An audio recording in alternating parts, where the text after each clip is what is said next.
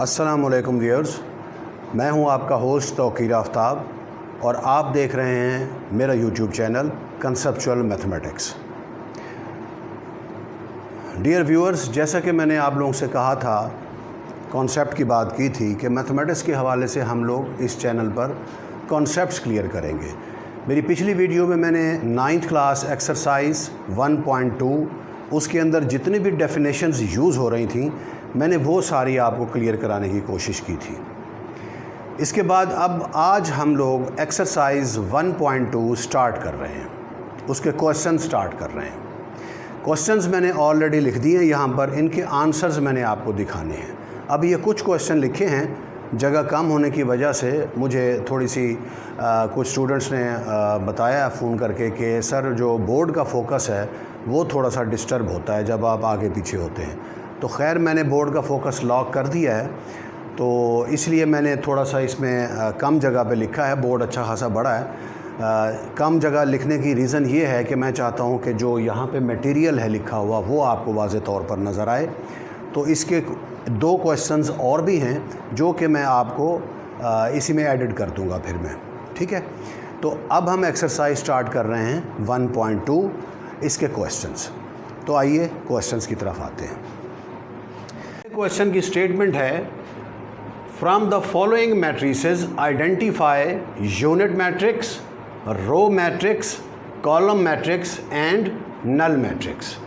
ये जिन जिन मैट्रिसेस के नाम हमारे पास लिखे हुए हैं ऊपर, नीचे हमें वही मैट्रिसेस दी गई हैं। तो हमने ये आइडेंटिफाई करना है कि इनमें से कौन सी मैट्रिक्स यूनिट मैट्रिक्स है, कौन सी रो मैट्रिक्स है, कौन सी कॉलम मैट्रिक्स है और कौन सी नल मैट्रिक्स है। तो आइए देखते हैं, इनका ज़रा थोड़ा सा ऑपरेशन करके हम देखते हैं। सबसे पहले हमें ए के अंदर जो हमें मैट्रिक्स दी गई है उसकी सारी एंट्रीज़ ज़ीरो हैं, ठीक है। जितनी भी इसके अंदर एंट्रीज़ हैं वो सारी ज़ीरो हैं। तो हम ये प्रीवियस लेक्चर में पढ़ चुके हैं कि अगर किसी मैट्रिक्स की सारी एंट्रीज़ ज़ीरो हो तो उसको हम क्या कहते हैं, उसे हम कहते हैं नल मैट्रिक्स। तो इस वजह से ये कौन सी मैट्रिक्स होगी, ये नल मैट्रिक्स होगी। क्लियर है। अब देखिए यहाँ पे आइडेंटिफाई क्या क्या करना है। एक यूनिट करना है, ये यूनिट नहीं है। रो मैट्रिक्स चेक करना है, ये रो नहीं है। कॉलम मैट्रिक्स चेक करना है, ये कॉलम मैट्रिक्स नहीं है। तो ये कौन सी मैट्रिक्स है, ये नल मैट्रिक्स है। तो हम इसके नीचे लिख देंगे null matrix, null matrix. Okay, next D को देखिए, इसके अंदर हमारे पास सिर्फ एक रो है। तो हम डेफिनेशंस में ये पढ़ चुके हैं कि ऐसी मैट्रिक्स जिसके अंदर सिर्फ एक रो हो तो उसे हम क्या कहते हैं, रो मैट्रिक्स कहते हैं। अगर एक कॉलम होता तो उसे क्या कहते हैं, कॉलम मैट्रिक्स कहते हैं। तो इसके अंदर क्योंकि एक रो है तो इसे क्या कहेंगे हम कि ये एक रो मैट्रिक्स है। तो हम क्या लिखेंगे, रो मैट्रिक्स। नेक्स्ट सी को देखिए, इसके अंदर एक कॉलम है तो ये कौन सी होगी, कॉलम मैट्रिक्स होगी। तो हम लिखेंगे कॉलम मैट्रिक्स।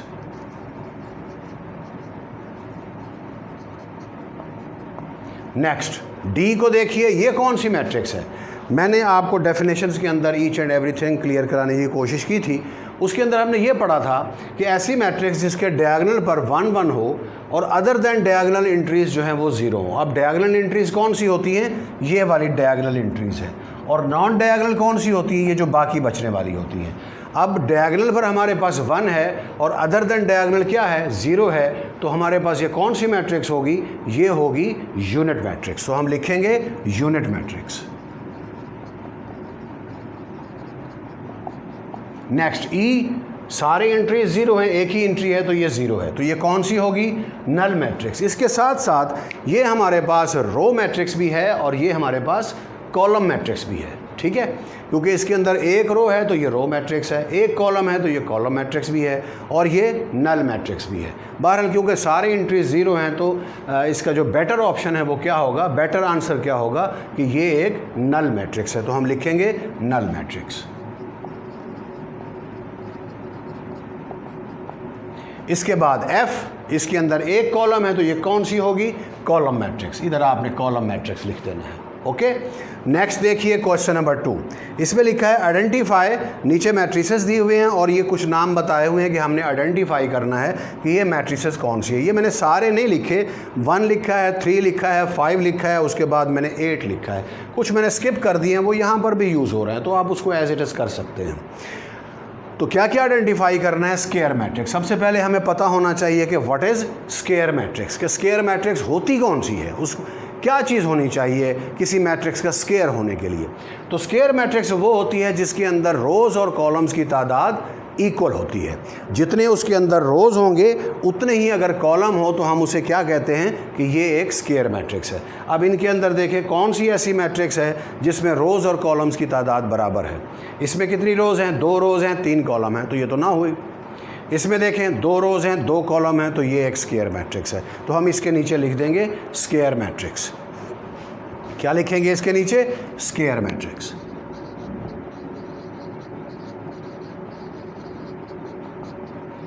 ठीक हो गया। नेक्स्ट देखिए, रेक्टेंगुलर मैट्रिक्स को तलाश करते हैं हम। रेक्टेंगुलर मैट्रिक्स में हमने क्या पढ़ा था कि ऐसी मैट्रिक्स जिसमें रोज़ और कॉलम्स की तादाद इक्वल ना हो उसे हम कहते हैं कि वो रेक्टेंगुलर मैट्रिक्स होती है, जिसमें रोज़ और कॉलम्स की तादाद डिफरेंट हो। इसमें देखें 2 रोज़ हैं, 3 कॉलम हैं, तो ये कौन सी होगी? ऑब्वियसली ये एक रेक्टेंगुलर मैट्रिक्स है। और ये क्या है? इसमें 3 रोज़ हैं और 2 कॉलम्स हैं, तो ऑब्वियसली ये भी हमारे पास रेक्टेंगुलर मैट्रिक्स होगी। तो इन दोनों के नीचे हम लिखेंगे rectangular matrix. Rectangular matrix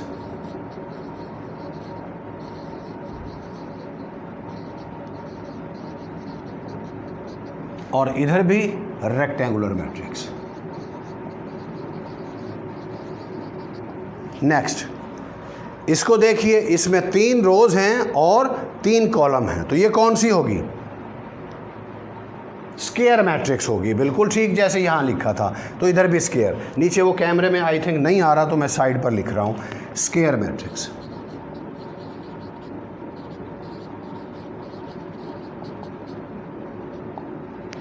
next question number 3 पे आ जाइए। इसमें लिखा है identify diagonal matrix, scalar matrix and unit matrix. अब देखिए, सबसे पहली चीज़ हमें ये पता होना चाहिए ये चीज़ें क्या हैं। डायगोनल मैट्रिक्स क्या होती है, स्केलर क्या होती है और यूनिट मैट्रिक्स क्या होती है। डायगोनल मैट्रिक्स के बारे में मैंने आपको बताया था कि जो डायगोनल पर एंट्रीज़ होती हैं उनमें से कम से कम एक एंट्री नॉन ज़ीरो होनी चाहिए। कम से कम एक से ज़्यादा भी नॉन ज़ीरो हो सकती हैं। और अदर दैन डायगोनल जो हैं वो सारे के सारे एलिमेंट्स ज़ीरो होने चाहिए। अब देखें, ये देखिए, ये डायगोनल है, नॉन ज़ीरो हैं, अदर दैन डायगोनल सारे ज़ीरो हैं, तो इसे हम क्या कहेंगे कि ये एक डायगोनल मैट्रिक्स है। तो इसके नीचे लिख देंगे डायगोनल।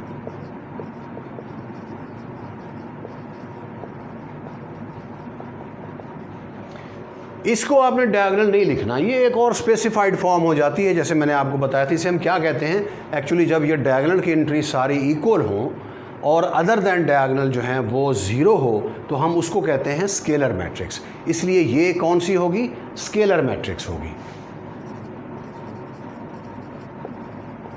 नेक्स्ट, ये कौन सी है? इक्वल हैं लेकिन 1 है। अगर ये 1 हो जाए तो क्या हो जाती है? यूनिट मैट्रिक्स हो जाती है। तो इसे लिखेंगे यूनिट मैट्रिक्स।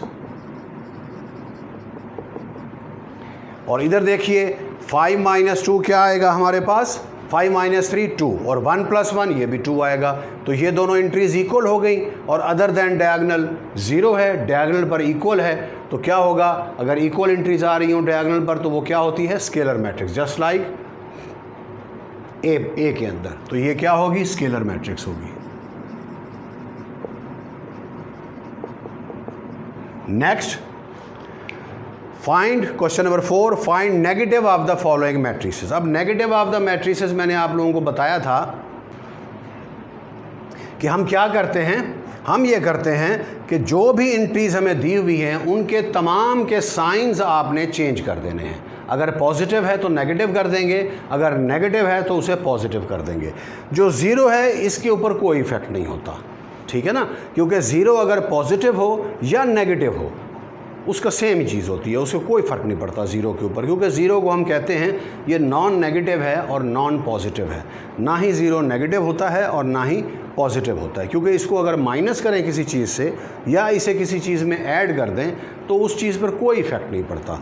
इसलिए नेगेटिव ऑफ ए मैट्रिक्स क्या होगा, हम ए की अगर नेगेटिव फाइंड करेंगे तो वो होगा minus A is equal to, sign change करें, -1 0 और ये 1। इसी तरह से इसका नेगेटिव फाइंड करें तो क्या बनेगा, minus B is equal to -3 +1 -2 -1। इसी तरह से अगर सी का फाइंड करें तो वो क्या होगा, -c इज़ इक्वल टू, सबके साइन चेंज होंगे, -2 -6 -3 -2। नेक्स्ट डी के फाइंड करें तो ये -d इज़ इक्वल टू, सबके साइन चेंज, 3 -2 4 और ये -5। ये आपका हो गया क्वेश्चन नंबर 4। इसके बाद हम आते हैं क्वेश्चन नंबर 5 की तरफ।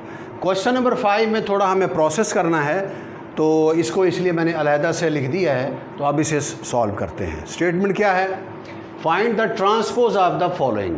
हमें 4 मैट्रिसेस दी गई हैं, ए बी सी और ई, ठीक है। उसका हमने क्या करना है, हमने इनका ट्रांसपोज फाइंड करना है। अब ट्रांसपोज के लिए मैंने आपको ये बताया था कि उसमें 2 प्रोसेस होते हैं, दोनों में से हमने सिर्फ एक करना होता है, दोनों को नहीं करना, सिर्फ एक करना है। उसमें क्या होता है कि रोज़ को कॉलम में कन्वर्ट कर दें। जितनी रोज़ हैं उन तमाम रोज़ का हमने क्या करना है, कॉलम बना देना है। या तो ये करें या फिर आपने क्या करना है, कॉलम्स को रोज़ बना देना है। अब इन दोनों में से कोई एक प्रोसेस आपने करना है, दोनों नहीं करने, इस चीज़ का ख्याल कीजिएगा, ठीक है। अब इसको स्टार्ट करते हैं। ए ट्रांसपोज फाइंड करना है, तो इसके ट्रांसपोज को शो किससे करेंगे, ए ऊपर पावर में इसके टी लिख देंगे। बेसिकली ये ए रेज टू पावर टी नहीं होता, ये नोटेशन है ट्रांसपोज की। अब करेंगे क्या, इसके अंदर हमारे पास एक कॉलम दिया हुआ है 0 1 -2। इस कॉलम को क्या करें, रो बना दें, तो ये बन जाएगा 0 1 और -2। ये आपका सॉल्व हो गया। इसी तरह से जब इसको सॉल्व करेंगे बी, अब इसमें देखें बी ट्रांसपोज, इसके अंदर हमें एक रो दी हुई है, तो उस रो को क्या करेंगे, कॉलम बना देंगे, तो ये बन जाएगा 5 1 और ये 6। इसी तरह से सी को देखिए, इसका ट्रांसपोज जब करेंगे, इसमें पहली रो है 1 2, तो इस पहली रो को आपने क्या करना है, पहला कॉलम बना देना है, ये बन जाएगा 1 और ये 2। दूसरी रो है 2 -1, तो इस दूसरी रो को हमने क्या करना है, दूसरा कॉलम बना देना है। फिर तीसरी रो है 3 0, इसको क्या करेंगे, हम तीसरा कॉलम बना देंगे 3 0। ये आपका आंसर आ गया। नेक्स्ट ई ट्रांसपोज करना है, तो ये ट्रांसपोज की नोटेशन हो गई। अब इसमें पहली रो है 2 3, इसे पहला कॉलम बना दें, तो ये बन जाएगा 2 3।